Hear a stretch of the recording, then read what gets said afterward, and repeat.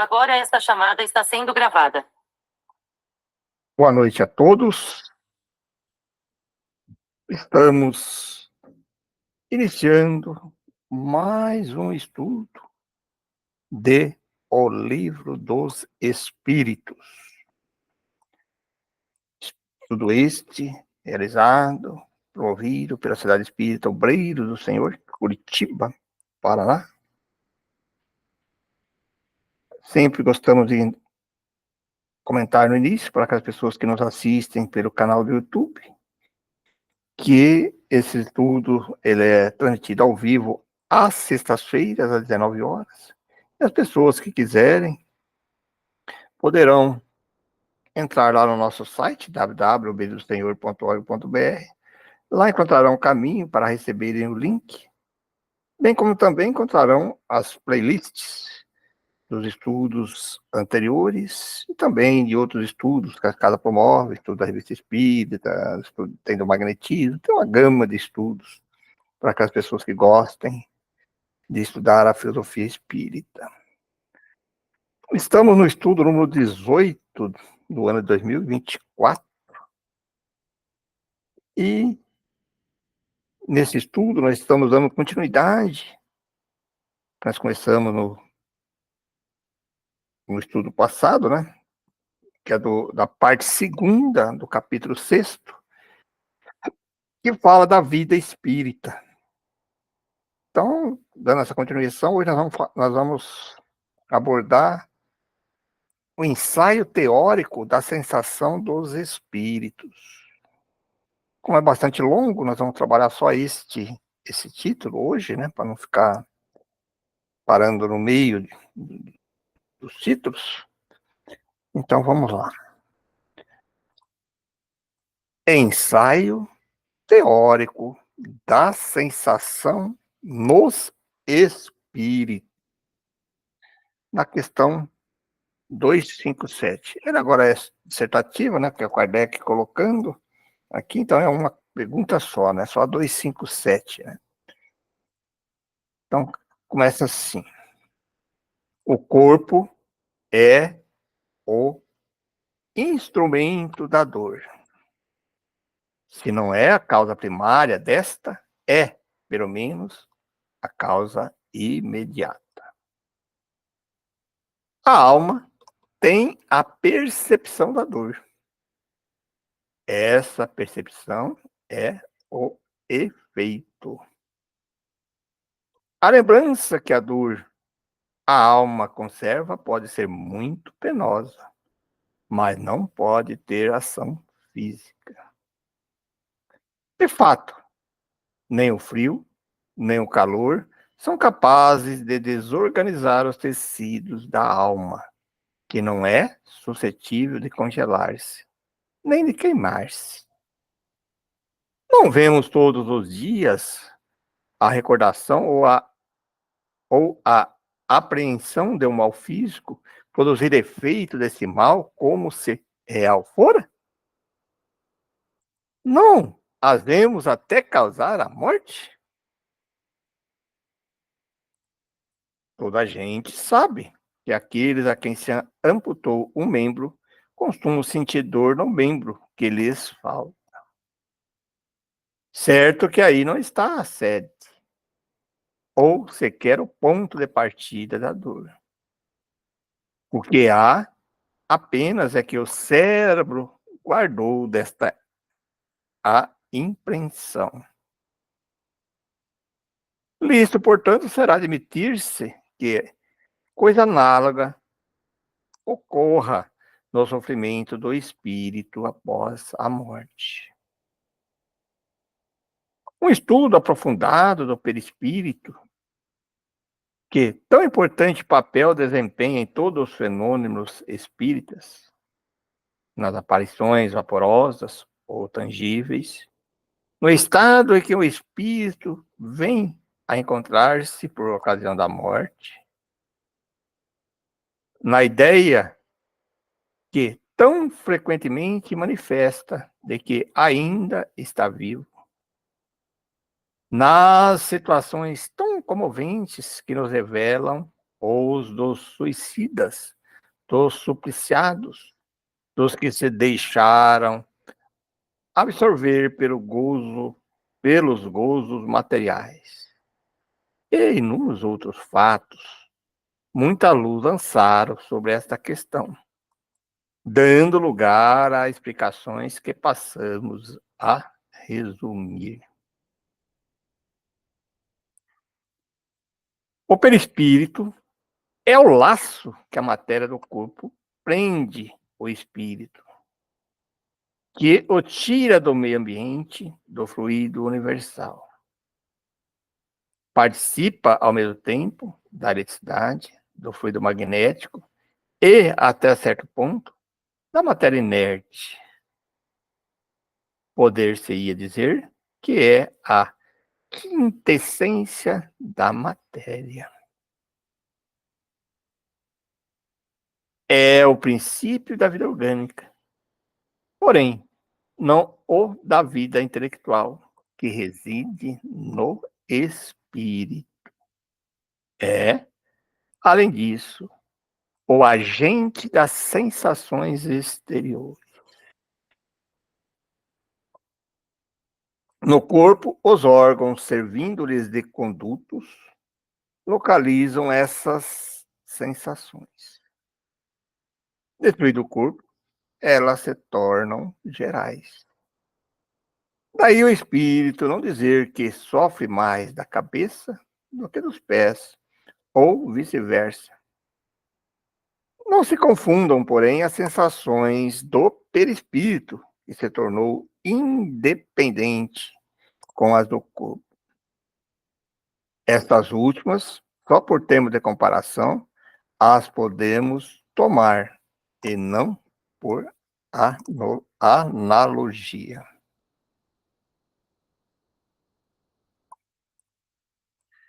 Liberto do corpo, o espírito pode sofrer, mas esse sofrimento não é corporal, embora não seja exclusivamente moral, como o remorso, pois que ele se queixa de frio e calor.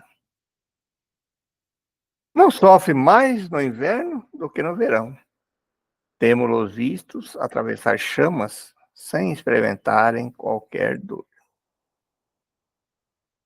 Nenhuma impressão lhes causa, consequentemente, a temperatura. A dor que sentem não é, pois, uma dor física, propriamente dita. É um vago sentimento íntimo que o próprio espírito nem sempre compreende bem, precisamente porque a dor não se acha localizada e porque não se produzem agentes exteriores. É uma reminiscência do que uma realidade. Reminiscência, porém, igualmente penosa. Algumas vezes, entretanto, há mais do que isso, como vamos ver.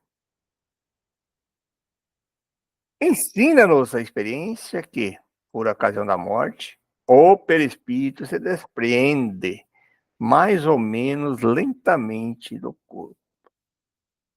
Que durante os primeiros minutos depois da desencarnação, o espírito não encontra explicação para a situação em que se acha. Crê não estar morto.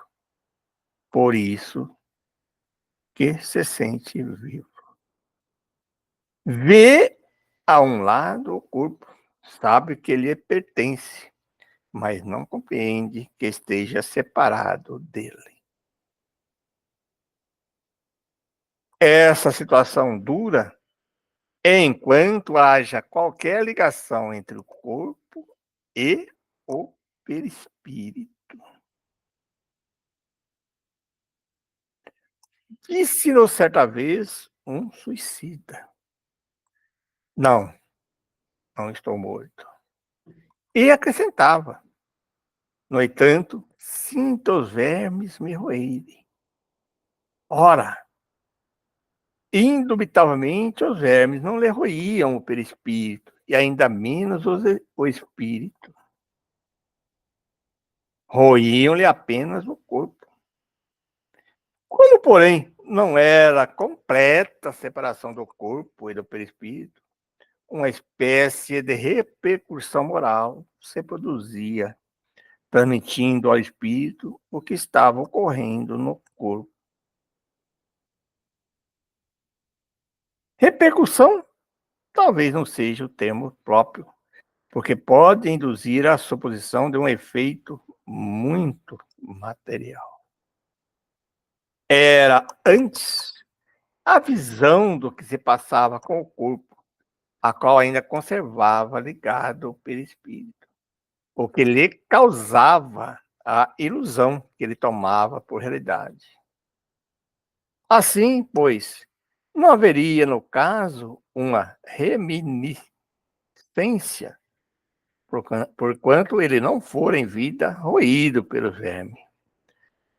Havia o sentimento de um fato da atualidade. Isso mostra que deduções se podem tirar dos fatos, quando atentamente observados. Durante a vida, o corpo recebe impressões exteriores e a transmite ao espírito por intermédio do perispírito, que constitui provavelmente o que se chama fluido nervoso. Uma vez morto, o corpo nada mais sente, por já não haver nele espírito, nem perispírito. Este desprendimento do corpo experimenta a sensação, porém, como já não lhe chega por um conduto limitado geral.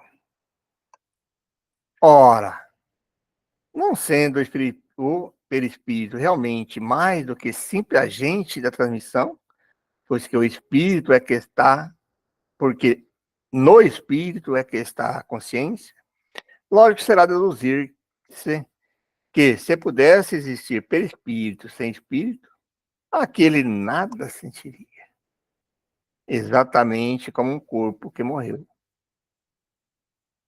Do mesmo modo, se o espírito não tivesse perispírito, seria inacessível a toda e qualquer sensação dolorosa. É o que se dá com os espíritos completamente purificados.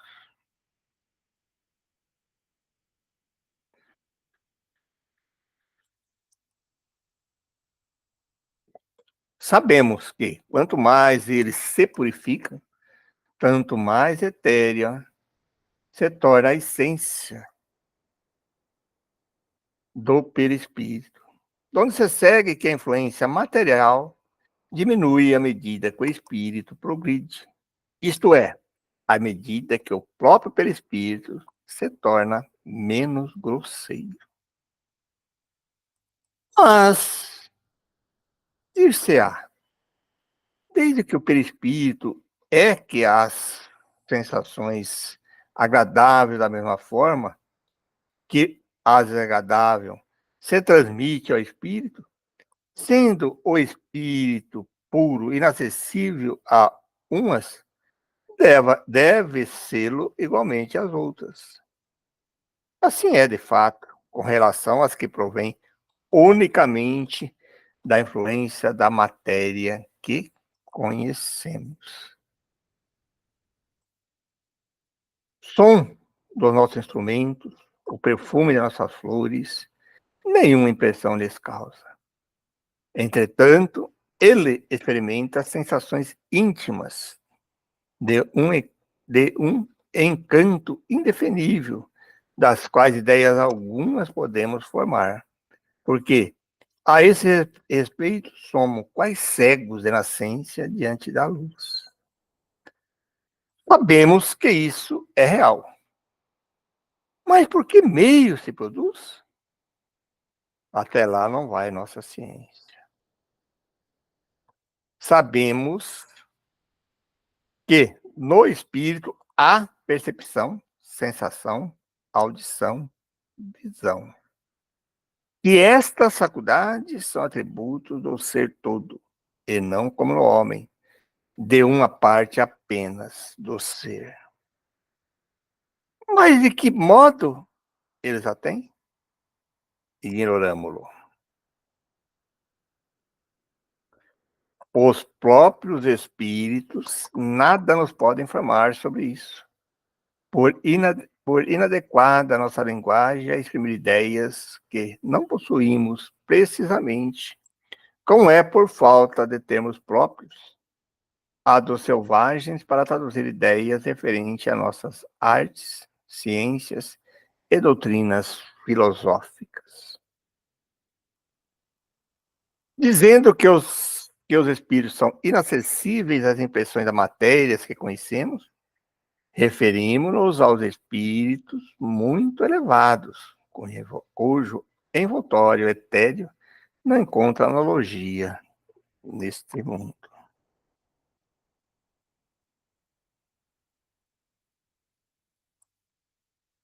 Outro tanto não acontece com os de perispírito mais denso, os quais percebem os nossos sons e odores. Não, porém, apenas por uma parte limitada das suas individualidades, conforme lhes sucedia quanto vivos. Pode-se dizer que neles as vibrações moleculares se fazem sentir em todo o ser. Eles chegam assim ao sensório comum, né? Que é o próprio espírito, embora de modo diverso e talvez também dando uma impressão diferente, o que modifica a percepção. Eles ouvem o som da nossa voz, entretanto, nos compreendem. Vou repetir de novo. Eles ouvem o som da nossa voz, entretanto, nos compreendem sem auxílio da palavra, somente pela transmissão do pensamento. Em apoio do que dizemos, há o fato que essa penetração é tanto mais fácil quanto mais desmaterializado está o espírito. Pelo que concerne à vista, essa para o espírito, independente da luz, qual a termos. A faculdade de ver é um atributo essencial da alma, para quem a obscuridade não existe. É, contudo, mais extensa, mais penetrante, nas mais purificadas. A alma, ou o espírito, tem, pois, em si mesma a faculdade de todas as percepções. Estas, na vida corpórea, se obliteram pela grosseria dos órgãos do corpo. Na vida extracorpórea, se vão desanuviando à proporção que o invólucro semimaterial se eteriza.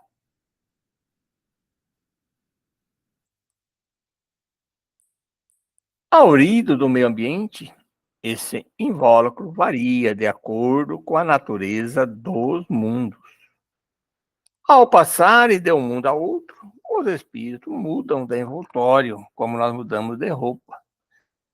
Quando passamos do inverno ao verão ou do polo ao equador. Quando vêm visitar-nos, os mais elevados se revestem do perispírito terrestre e, então, suas percepções se produzem, como no comum dos espíritos. Todos, porém, assim os inferiores como os superiores, não ouvem nem sentem senão o que queiram ouvir ou sentir. Não possuindo órgãos sensitivos, eles podem livremente tornar ativas ou nulas suas percepções. Uma só coisa são obrigados a ouvir: os conselhos dos espíritos bons. Olha aí, ó, gente. Aí é um ponto bem interessante aí nas questões aí nos grupos de obsessão que nós trabalhamos e nos grupos mediúnicos, né?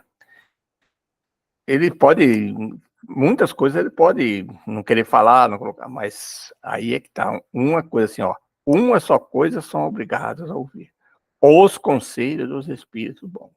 Não tem como ele não fechar o ouvido, né? Todo o resto ele pode, mas isso ele não consegue. A vista, essa é sempre ativa, mas eles podem fazer-se invisíveis uns aos outros, conforme a categoria que ocupem. Pode ocultar-se dos que eles são inferiores, porém, não dos que eles são superiores. A outra questão é bem interessante, né? Então, o espírito mais evoluído, né? Ele oculta e basta sempre ser percebidos por espíritos inferiores. Já ao contrário, não, né? Os espíritos superiores conseguem ver os espíritos inferiores, moralmente falando, né? Nos primeiros instantes que se seguem à morte, a visão do espírito é sempre turbada e confusa. Aclara-se à medida que ele se desprende e pode alcançar a nitidez que tinha durante a vida terrena, independentemente da possibilidade de penetrar através dos corpos que nos são opacos. Quanto à sua extensão através do espaço indefinito, do futuro e do passado, depende do grau de pureza e elevação do espírito. Perceba-se que nós já estamos estudando já alguns, desde o começo da obra, sempre essa ressalva, né? Tudo depende da pureza e da elevação do espírito, né? Então, quando alguém começar a falar alguma coisa assim, que vai dizer, não, depende. Vai depender do grau de evolução do espírito. Objetarão, talvez, toda essa teoria nada tem de tranquilizadora. Pensávamos que, uma vez livre do nosso grosseiro envoltório, instrumento das nossas dores, não mais sofreríamos. E eis-nos informais de que ainda sofreremos. Desta ou daquela forma, será sempre sofrimento. Né? Ah, sim.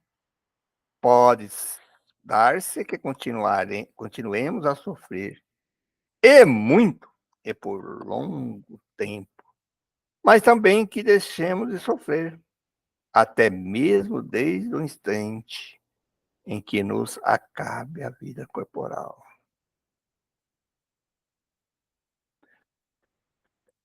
O sofrimento desse mundo independe, algumas vezes, de nós.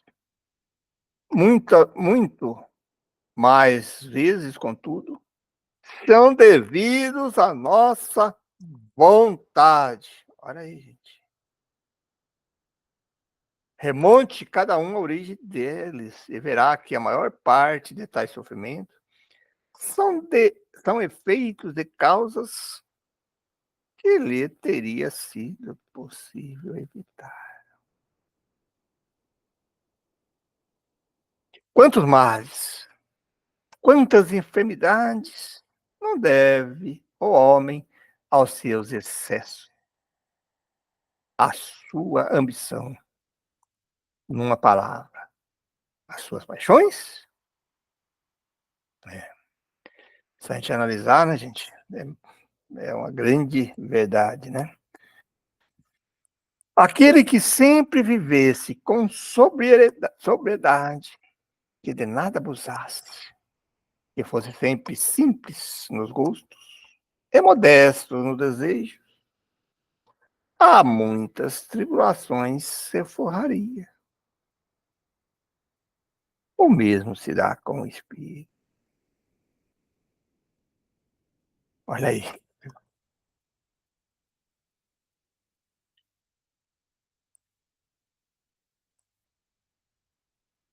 Os sofrimentos, porque passam, são sempre a consequência da maneira que viveu na Terra. Certo, já não sofrerá mais de gota, nem de reumatismo. No entanto, experimentará outros sofrimentos que nada ficam a dever àqueles. Vimos que seu sofrer resulta dos laços que ainda prendem a matéria, que quanto mais livre estiver da influência desta, ou por outra, quanto mais desmaterializado se achar, menos dolorosas sensações experimentará. Ora, está nas suas mãos libertar-se da influência desde a vida atual. Olha, gente, está na nossa mão, né? Ele tem o livre-arbítrio. Tem, por conseguinte, a faculdade de escolha entre o fazer e não fazer, né? Olha aí. Escolhas aí de vidas cheias de vícios, de hábitos nocivos, alimentares e sensuais, e, né? Depois vai reclamar do quê, né? Dome suas paixões animais. Não alimente ódio, nem inveja, nem ciúme, nem orgulho. Não se deixe dominar pelo egoísmo. Purifique-se, nutrindo bom sentimento. Pratique o bem. Não ligue as coisas desse mundo importância que não merece. E, então, embora revestido do invólucro corporal, já estará depurado, já estará liberto do jugo da matéria. E quando deixar esse invólucro, não mais lhe sofrerá influência. Nenhuma recordação dolorosa lhe advirá dos sofrimentos físicos que haja padecido. Nenhuma impressão desagradável eles lhe deixarão, porque apenas terão atingido o corpo e não a alma.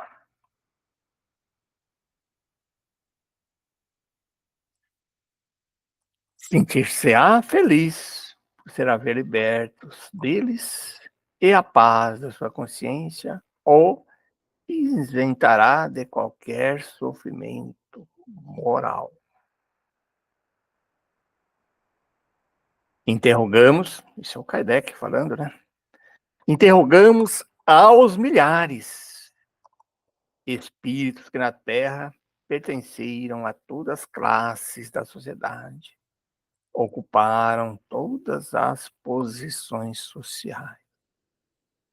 Estudamos-los em todos os períodos da vida espírita, a partir do momento em que abandonaram o corpo, acompanhamos-los passo a passo na vida de além-túmulo, para observar as mudanças que se operavam neles, nas suas ideias, nos seus sentimentos. E sobre esses aspectos, não foram os que aqui se contaram entre os homens mais vulgares, o que nos proporcionaram menos preciosos elementos de estudo.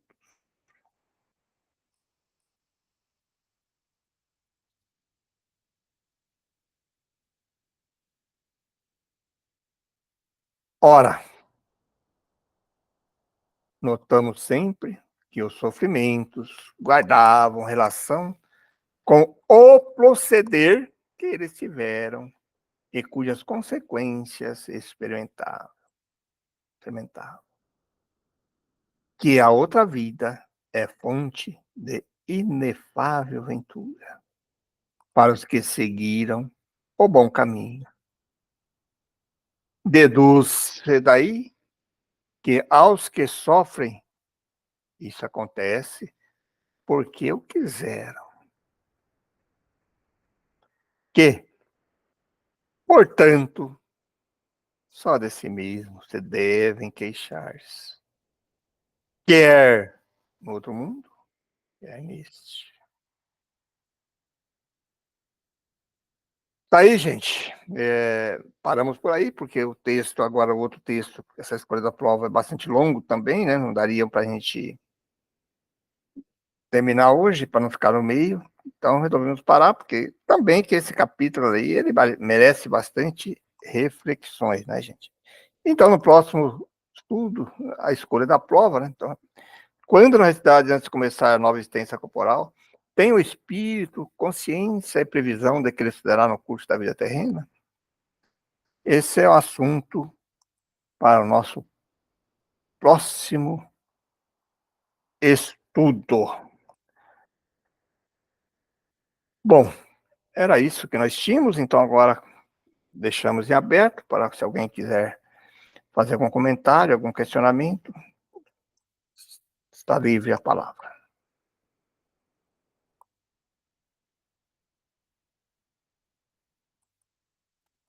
Posso falar? Podem. Nossa, que rico esse trecho, né? Todo que a gente leu na aula. E assim, o que eu queria, vamos dizer assim, conversar é justamente a parte que mais me saltou em tudo ali, né? Que ele fala que a sensação do sofrimento, né? Depois da morte, ela continua. Porque a gente tem essa sensação física, né? A sensação, acho que do sentimento mesmo, né? E o que me afetou também, que ele fala que perdura esse sentimento do sofrimento segundo a vontade do espírito. Muitas das vezes, né? Tanto que ele enfatiza ali, não é a maioria das vezes, às vezes, né? Pode ser um sofrimento causado pelo a vontade do espírito, né? Aí eu queria entender assim que o texto eu percebi que ele explica ali alguns dos motivos que podem estar causando essas mazelas, né? Esses sofrimentos, né? Ele fala ali devido a paixões, né? Ele destaca ali também, pode ser por questões de ódio, inveja, ciúme, sentimentos que ele vai nutrindo, seja em vida terrena ou pós-morte, né? Aí ele fala também ali que praticando bem você trata isso. Mas a questão é, o que seriam outras sensações que não, vamos dizer assim, que não é da vontade do espírito? Será que. Não sei se ficou claro. Eu entendo assim, porque quando fala a vontade, é porque nós sempre podemos fazer as escolhas, né? De não querer sofrer e de não mudar, porque ele deixa bem claro lá no começo do texto, depois deixa na segunda parte, aqui, quando ele vai falando das sensações físicas, que tudo está ligado à pureza, né? Ao grau da nossa evolução. Então, quanto mais que você é puro, você não vai sentir nenhum disso. Então, aí a questão aí, inclusive ele deixa no texto bem claro lá que tem algumas questões lá que ele fala que ignora. Não sabe, que não temos como explicar ainda, né? Tem algumas coisas que ele não sabe. O espírito sabe que sofre, sente, mas ele não consegue explicar como que é isso, né? Como é que é essa ligação, né? Então, no começo do texto, ele fala um pouquinho até mais longo, nos primeiros parágrafos lá, ele vai dizendo isso, que ele, olha, ignoramos, você sente, mas como que é isso? De onde é que vem isso? Ele mesmo disse, olha, ignoramos ainda, nós não temos ainda, né? Pesquisou, os espíritos não responderam, né? Ele deixa bem claro ali também, como que é, por quê, de onde é que vem isso? Mas eu acho, assim, que tem muita a questão ligada, até no corpo físico nosso aqui hoje, as questões do sofrimento, da própria dor, né? Ela tem uma vez eu fiz um estudo não, lendo uns estudos, né, tem outros autores aí que estudavam pessoas com doenças, com dores, né? Então, a mesma dor, a mesma sensação, a mesma patologia que estava causando a dor para uma pessoa, a sensação de dor era muito maior do que a outra. Tem pessoas que, por exemplo, um corte, Tem pessoas que sentem a dor e pior que sente dor mesmo. E a outra, com aquele mesmo corte, ou aquela mesma coisa ali, sente dor quase nada, né? De onde é que vem isso? O pessoal da medicina estuda muito essa questão da dor. Tem pessoas que suportam dores e outras, qualquer coisinha já, né? E às vezes até nesse estudo tá assim, poxa, é uma questão mais ligada à parte da psicologia e das terapias médicas, daí dá a impressão que a pessoa está sendo fingida, né? Mas não é, não, mas sente mesmo. Tem pessoas que. E aí? Como é que vão explicar isso, né? Uma coisa que parece que vem acho que é ligada a questões assim de remorso, de. Não sei. Uma coisa mais moral que afeta também a dor, né? É complicado isso. E aí vem essa ligação depois da morte, né? A pessoa pensa, não vou sentir mais nada, né? Sente sim. E ele fala no começo do texto assim, e às vezes piores que do mundo terreno, né? Só que ele dá a receita no final, né? Ele dá, porque depende de nós. Eles vão fazer o bem, colocar para nós, no fim do texto, que ele deixa bem claro. É só nós, já desde agora, já começarmos a ir desmaterializando, né? Saindo dessas questões de materiais aqui, espiritualizando, moralmente falando, para a gente não sentir essas sensações. Mas é um texto muito rico, né? E você sabe que eu tinha antes a percepção que essas sensações fossem muito mundanas, assim, sabe? Físicas, né? De dor, e você vê que não, é uma coisa que é da alma mesmo, marca, É, né? Muitas delas.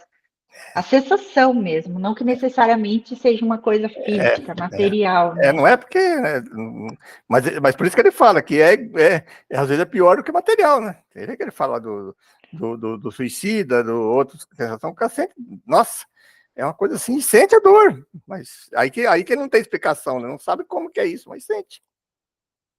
E uma coisa assim que eu estava pensando aqui também, que uma das coisas que ele fala ali no texto, né, para a gente domar isso e, obviamente, praticar o bem, como você também ressaltou ali.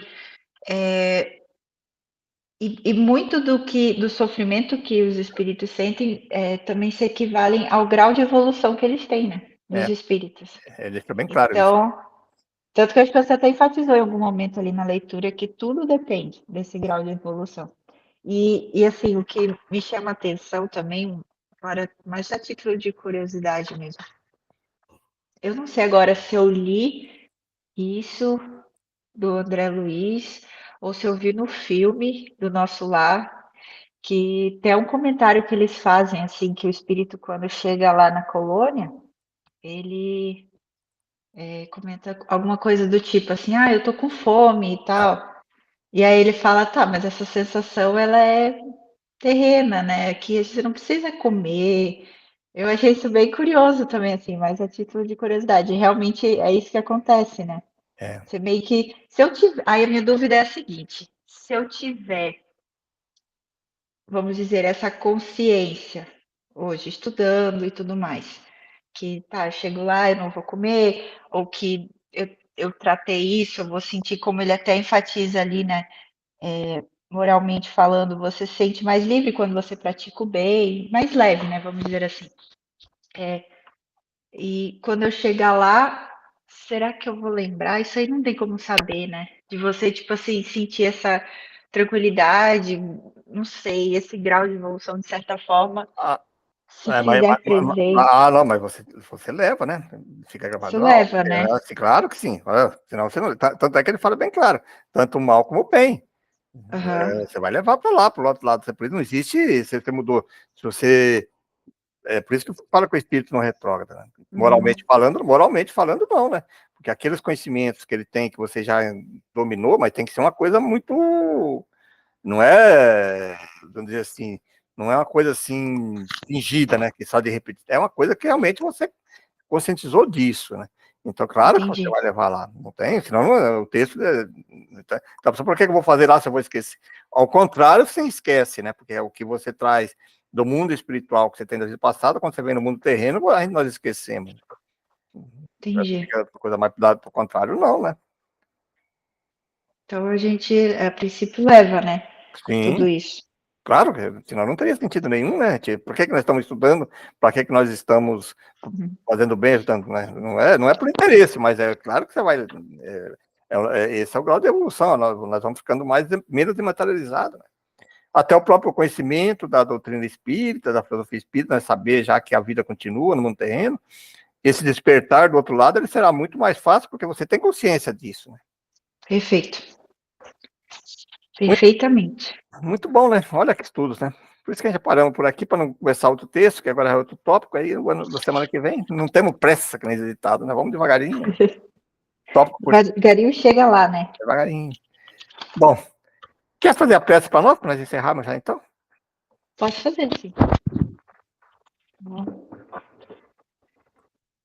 Vamos elevar nossos pensamentos, agradecer, Senhor, por mais um estudo, por mais esta oportunidade de estar elucidando as suas palavras, aos ensinamentos que nos foi dado agora, esclarecido. Abençoa, Senhor, todos aqueles que não puderam também estar presentes hoje e a todos que estão aqui.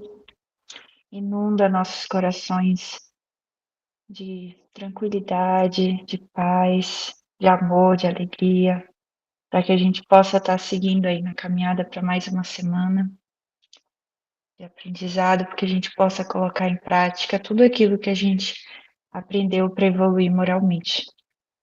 Que assim seja, Senhor. Que assim seja.